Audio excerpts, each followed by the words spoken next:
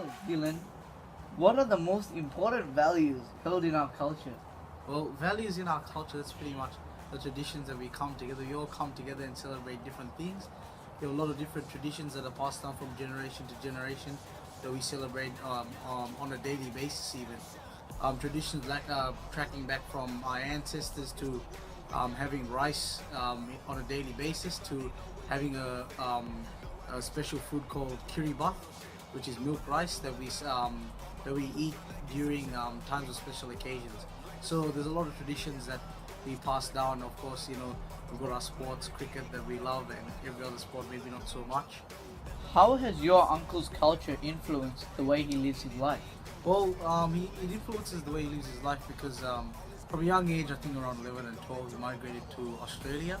Of course, his motivation and passion was for cricket from his old days, and also they had us doing a scanty amount of money. They didn't have much money growing up, but when they migrated to Australia, they really found a place to call home.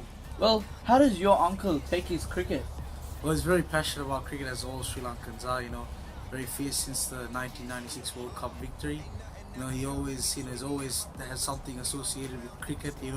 Sunday, Saturday cricket, maybe Friday cricket. It's always everything revolves around cricket for us, Sri Lanka. Well, in Sri Lanka, what type of clothing do you usually wear? So in Sri Lanka, we normally wear a sarang and sometimes a singlet. It's called a banyan or yeah.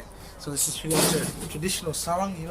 Got a few elephants on it. Our traditional animal, and also some bata flip flops that we. Have you ever been to the orphanage, and what do they usually do there? Well, the orphanage is a very special place for my uncle and also myself and our family around. So pretty much as a orphanage sort of little special camp called Friends for Senahasa, and my uncle's the ambassador for this camp. Pretty much funding for these people in need and people in need of money and sort of. But the thing that is just like always shown throughout the kids is just that they always have a smile on their face, which is always good to see. Finally, how would you describe our culture? So pretty much our culture is just charismatic. It's just very welcoming. We've got an inextricable bond with each person. We value each person for who they are, and we really bond together whenever we come together as well. We try to have different special meetups and get-togethers as much as possible. But we also have to live our daily lives, which is also revolved around Sri Lankan foods and traditions. And yeah. Well, Dylan, thank you for your interview. No worries, mate. Childhood. In my opinion, my dad's childhood was interesting. My dad migrated to Australia at the age of 14. He migrated to Australia due to the Civil War and for a better education. Family. My dad came from a family of 5. They migrated to Australia separately, from oldest to youngest. I believe this was hard for him as a child, as he was the second youngest. My dad lost his mother at a young age, which meant he had to stay a few years without a father, until he came to Australia. Facilities. The facilities in Sri Lanka weren't as good as the facilities in Australia. I was able to experience what my dad had to do every morning and afternoon. My dad showered by fetching water from a well and had to help with the shopping.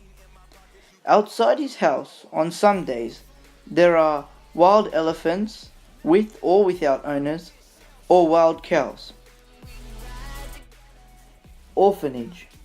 My dad realized how he felt when he was a child and didn't think it was fair for others to experience that. So my dad decided to create an orphanage, and I was lucky enough to experience what it's like to meet people without a family and to give them that love and affection they need.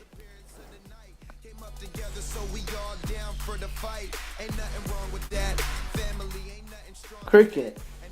My dad has taught me a lot about cricket, as he takes his cricket very seriously.